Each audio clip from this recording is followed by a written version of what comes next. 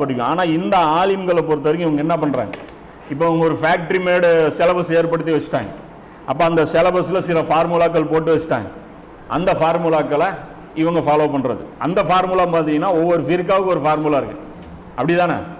பலவீனமான ஹதீஸுக்கு சுன்னத்துல் ஜமாத்தில் ஒரு ஃபார்முலா, தௌஹீதில் ஒரு ஃபார்முலா, அதுலேயும் ஜாக்கில் ஒரு ஃபார்முலா, டிஎன்டிஜியில் ஒரு ஃபார்முலா, அதில் பிஜேக்கு ஒரு ஃபார்முலா, என்டிஎஃப்க்கு ஒரு ஃபார்முலா.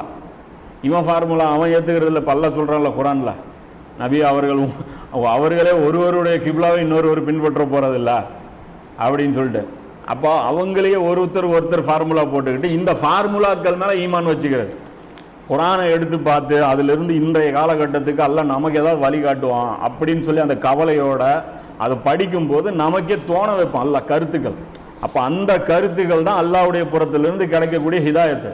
அப்போ அதை தூக்கி அதை வேணான்னு சொல்லி போட்டுட்டு நம்ம போய் ஆலிம்களையே சார்ந்திருந்து